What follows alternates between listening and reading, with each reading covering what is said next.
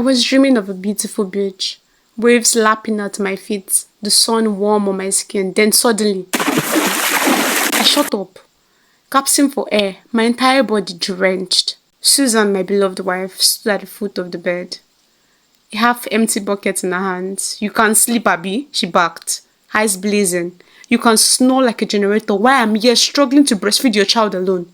I blinked, dripping wet, shivering. "Susan, what is this?" "Oh, you're confused now," she scoffed. Folding her arms, "You think this is a hotel? That I'm a maid that will just suffer alone? No! If I'm up, you're up." I opened my mouth, then closed it. There was no right words, none. I cautiously reached for my pillow, squeezing water out of it. "But babe, I worked late." I just closed my eyes for a second. "Oh, so now you're keeping record of sacrifices. You want me to start listing everything I've done for this family, Abby?" I sighed, wiping water off my face. I didn't sign up for this. The woman I married was shy, soft-spoken, the kind that apologized when bumping into furniture. Who was this fire-breathing dragon standing before me? Before I could respond, she stormed out of the room. A second later, I heard our baby crying. So much for a peaceful night. The next morning, I decided to take the initiative. If Susan was overwhelmed, I would help. I woke up early, went to the kitchen and made breakfast.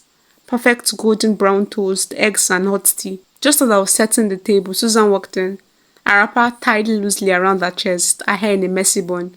"Good morning, babe," I said carefully, hoping today would be different. She stopped, looked at the food, then at me. Her lips coiled in disgust. "Oh, so this is what we are doing now." I froze. What? She clapped her hands together dramatically. "So I'm no longer wife material, eh? You want to make your own food so that people will say I'm lazy. Is that it?" I almost choked on my saliva. "Susan, I was just trying to help." "Help?" She laughed bitterly. "Oh, I see your game. Next, you call your mother to tell her I don't take care of you. Maybe even your father, eh? You want a family meeting?" I rubbed my temples. "Susan, please, let's just eat." "Eat what?" She scoffed. "Your ex must be smiling wherever she is. You think I don't know you're secretly missing her?" I dropped my fork. "What in the world does my ex have to do with this?" "Everything! But let me tell you, it will never happen." She grabbed the wrapper dramatically and stormed out. I buried my face in my hands. What is happening to my life? Minutes later, she returned, sat beside me and picked up a piece of toast. "Babe, I'm sorry. I don't know what got into me." I stared at her, eyes wide.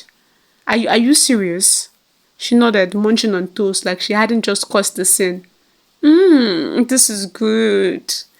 I shook my head. Is this woman possessed? That evening, I took Susan and the baby for a walk. To clear our heads, as we reached a fruit stand, a hawker accidentally brushed against her shoulder. "Ha! Who touched me?" Susan screamed. Spinning like a warrior ready for battle, the poor boy raised his hand. "Sorry, auntie, Susan wasn't having it. Do you know who I am? Do you know what I've been through?" The hawker stammered, his eyes darting to me for help. I grabbed her shoulders. "Babe, it was an accident." She huffed, arms crossed. "You always take their side." 2 minutes later, she turned to the hawker and patted his arm. "Sorry for shouting, my brother. Life is hard, I know." I wanted to bang my head against the tree. A few weeks later, I got home late from work. My boss had held me back with last-minute reports. I opened the door exhausted. Susan was in the kitchen. She turned, smiling sweetly. "You're late, darling. I made your favorite." Something about her tone made me uneasy. I sat at the table and took a spoonful of soup. The taste hit me first. Rich, spicy, and then crayfish. My throat burned. My chest tightened. The room spun. I clenched my neck, gasping. "Susan, you know I'm allergic." She stood there, arms folded. "That's for coming home late." I couldn't believe it. This woman, my wife, had just poisoned me out of pure pettiness. The burning sensation in my throat intensified. My fingers trembled as I knocked over this bowl. My body went weak. My head hit the chair, and as I drifted into unconsciousness, I could hear the distant chaos. Neighbors rushing in, their voices frantic. "What happened? It's choking. Somebody bring water."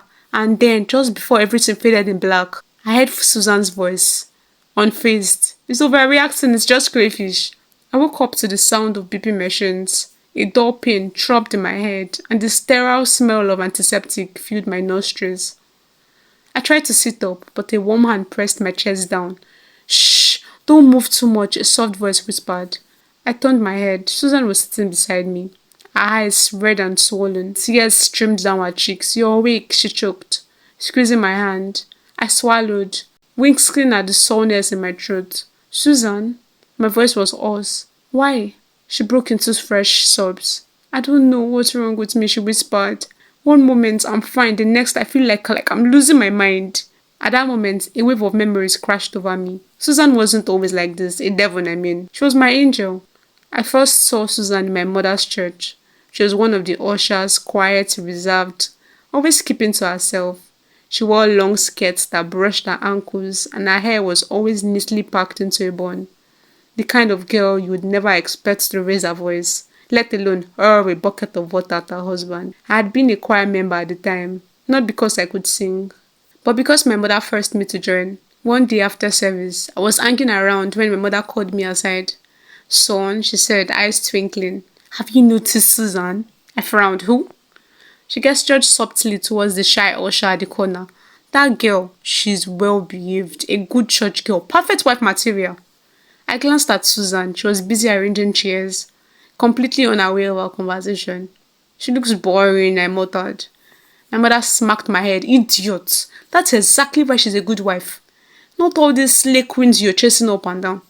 I sighed, rubbing my head. "So what do you want me to do?" "Talk to her," my mother whispered fiercely, and that's how it started.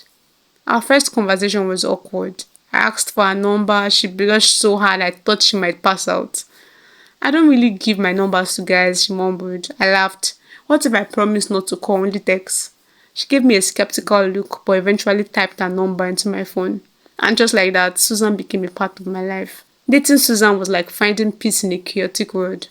She was simple, sweet, and full of warmth. She never raised her voice. She always apologized, even when it wasn't her fault. We'd take long walks in the evenings, talking about everything and nothing. She would giggle shyly whenever I held her hand. And when I told her I loved her for the first time, she covered her face and whispered, "Stop it, you're embarrassing me." I'd never met a woman so gentle. I remember the day I proposed to her. It was at a small family dinner, nothing extravagant. When I brought out the ring, she burst into tears and nodded so many times I lost count. "Susan," I had said, laughing, "are you saying yes or summoning rain?" She hit my hand playfully, still crying. "Yes, of course." That night, I went to bed, thinking I had found the perfect wife. How foolish I was. It all started when Susan got pregnant. At first, it was subtle, small mood swings, sudden cravings at ungodly hours, an obsession with sniffing soap. Then things escalated. She cried over everything. I forgot to say good morning once, she cried. I turned my back in bed, she cried. I asked if she wanted extra rice, she cried. Then came the anger. One day, as we returned home from the supermarket, Susan carried my phone and threw it on the floor. "You want her?" she yelled, referring to an earlier incident in the supermarket where she accused me of flirting with a cashier. I stared at the broken phone on the ground. "Susan, are you mad?" she gasped, tears welling up. "So now I'm mad. Oh God, my own husband is calling me mad." I groaned. "Babe, I didn't mean..." Before I could finish, she ran into the bathroom and locked the door. I spent the next hour begging her to come out. After giving birth, I thought things would go back to normal. I was wrong. The water splashing, the crayfish poisoning, the paranoia, the mood swings, it was all worse. But sitting in that hospital bed, looking at her tear-streaked face, something inside me softened. "Susan," I said, my voice still weak, "I think you need help." She nodded, wiping her eyes. "I know." At that moment, my mother walked in. She sighed deeply, placing a gentle hand on Susan's shoulder. "My dear," she said, "you have postpartum depression." Susan blinked. "What?" My mother sat beside her. "It's not your fault. Pregnancy and childbirth, they change women in ways men don't understand. But you need to talk to someone. You need support." Susan broke into fresh sobs. "I feel like I'm not myself anymore." I squeezed her hand. "We'll get through this together, okay?" She sniffled, nodding. "I'm so sorry for everything," I chuckled weakly. "Just promise me no more crayfish." She let out the teary laugh. "I promise." Marriage isn't just about the good times. It's about standing by each other when things get rough. Pregnancy and childbirth change women in ways men can't fully understand. And sometimes what looks like madness is just a silent cry for help. If you're a husband, be patient. If you're a wife, don't be afraid to seek support. Love isn't about perfection, it's about choosing to stay, to fight, and to heal together. And for the love of God, never feed your allergic husband crayfish.